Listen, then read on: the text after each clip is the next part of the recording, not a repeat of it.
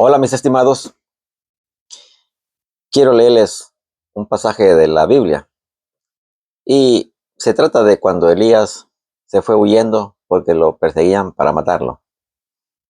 Y quiero darles aquí el relato de lo que sucedió en una cueva a donde él fue a esconderse. Dice así el libro de primer libro de Reyes, en el capítulo 19. La historia pueden encontrarla desde el versículo 1, pero yo les voy a leer solo la parte que comienza en el versículo 9. Y dice así: Allí Elías se introdujo en la cueva y pasó la noche. Le llegó la palabra del Señor preguntando: ¿Qué haces aquí, Elías? Y él respondió: Ardo en celos por el Señor, Dios del universo, porque los hijos de Israel han abandonado tu alianza, derribando tus altares, y pasado a espada a tus profetas. Quedo yo solo y buscan mi vida para arrebatármela. Le dijo: Sal y permanece de pie en el monte ante el Señor. Entonces pasó el Señor y hubo un huracán tan violento que hendía las montañas y quebraba las rocas ante el Señor, aunque en el huracán no estaba el Señor. Después del huracán, un terremoto, pero en el terremoto no estaba el Señor. Después del terremoto, fuego, pero en el fuego tampoco estaba el Señor. Después del fuego, el susurro de una brisa suave. Al oírlo, Elías cubrió su rostro con el manto, salió y se mantuvo en pie a la entrada de la cueva. Palabra de Dios. Bueno, este pasaje lo he leído porque quiero hacer una reflexión y también una pequeña enseñanza de lo que yo logro captar o abstraer o extraer de este pasaje.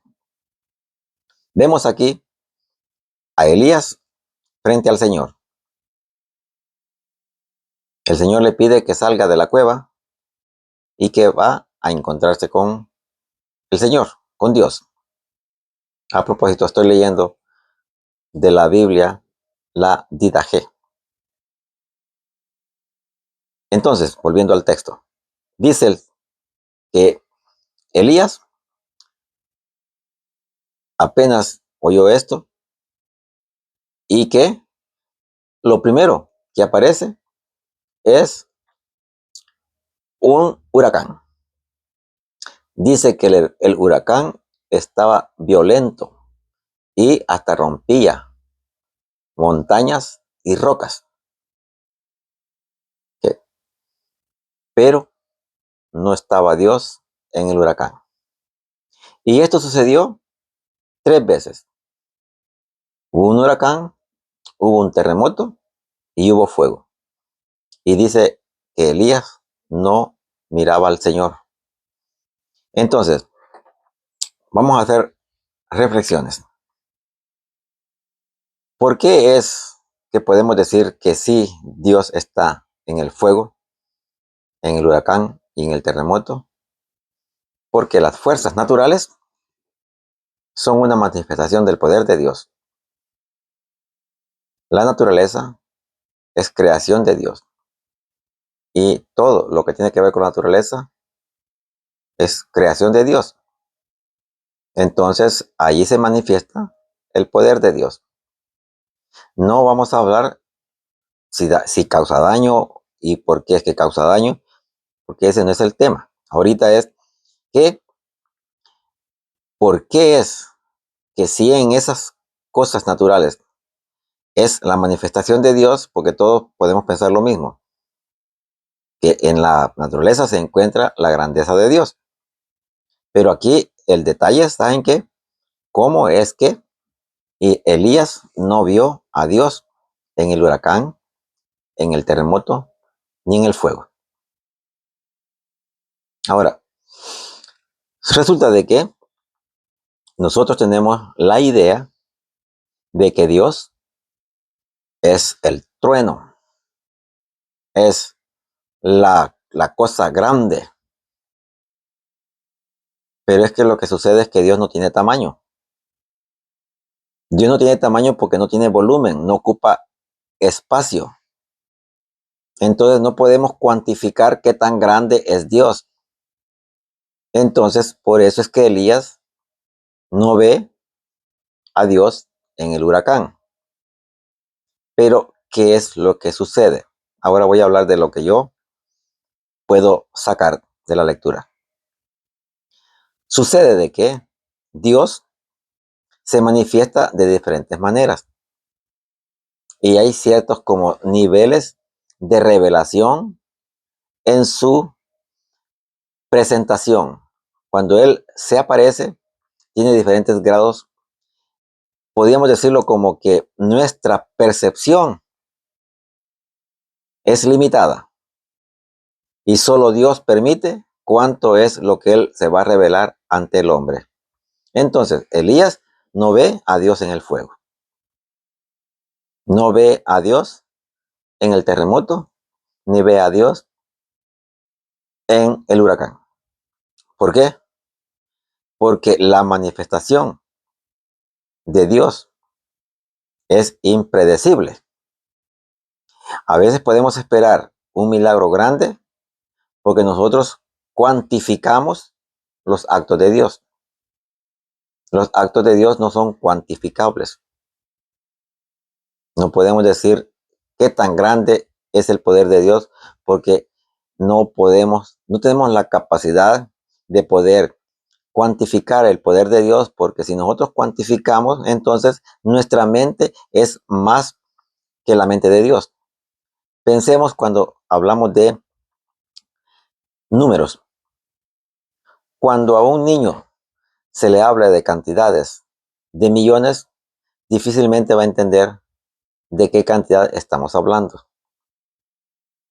A un niño, desde pequeño, lo primero que reconoce es uno, después dos, porque es una relación que va sacando de la cantidad. Cuando uno ya empieza a tener unos niveles ya más elevados, uno empieza a percibir y a concebir otras cantidades que ya empiezan a pasar de miles. Nosotros podemos hacer esa cuantificación en el número, pero no en el poder de Dios. Solo podemos decir el amor de Dios es infinito. ¿Por qué es infinito? Porque no lo alcanzamos a ver hasta dónde llega el amor de Dios. Entonces, Dios, cuando se presenta ante Elías, no ve a Dios en el sentido estricto de que Dios tiene una manera diferente de revelarse. Vamos a ponerlo en este ejemplo. Cuando Dios se revela en el Antiguo Testamento, se revela a través de otros hombres, a través de ángeles, a través del simple hecho de la naturaleza. Y se presenta de manera muy, pero muy especial en el arca, en el santuario. Ahí se aparece tan, pero tan real de que los israelitas se arrodillan, se postran ante ese objeto porque allí saben de que ahí está realmente Dios. Pero eso no quita de que Dios no pueda estar presente en un bosque, en la luz. Pero por eso no vamos a estar nosotros arrodillándonos o postrándonos ante cada cosa que pensemos que ahí está Dios. Porque la presencia de Dios, Él permite su revelación a uno. Y eso es lo que pasó con Elías. Elías vino a descubrir que Dios estaba en lo más poco, en fuerza. Porque Ya sabemos de que un terremoto es fuerte. Ya sabemos que un huracán es fuerte, especialmente el que describe el libro. Describe un huracán tan fuerte que rompe rocas, que derrumba montañas. Entonces, es una fuerza grandísima. Y qué curioso de que tan fuerte es ese huracán y no estaba Dios. Porque la revelación de Dios, Él es el que la permite. Entonces, Elías no vio a Dios en todas esas cosas tan fuertes. Que lo más lógico en una mente humana es pensar de que Dios está presente en lo grande, no en lo pequeño, en lo magnífico, no en lo insignificante. Pero es que la presencia de Dios también está en lo insignificante, en lo que nosotros no valoramos como suficiente para que Dios se manifieste. Entonces, Elías se da cuenta de que Dios aparece en un susurro. Un susurro no es capaz ni siquiera de mover una hoja. Un susurro es capaz de ser desapercibido para el oído. Y ahí estaba Dios. Entonces Dios se manifiesta en las cosas que nosotros tenemos que estar quietecitos, en silencio, para poder percibirlo. Porque si nosotros vamos a pensar de que está en el ruido, no vamos a ver a Dios. Dios se manifiesta y solamente Él permite cuándo es que nosotros lo vamos a percibir. Entonces Elías percibió y vio a Dios en aquel susurro que tenía que estar él silencio, calladito, para saber que ese era Dios. O sea, él tuvo que poner su voluntad y su paciencia y su mente a escuchar y decir, estoy escuchando a Dios. Estoy oyendo a Dios. Entonces yo me pregunto, la iglesia, cuando dice que Jesucristo está en la Eucaristía,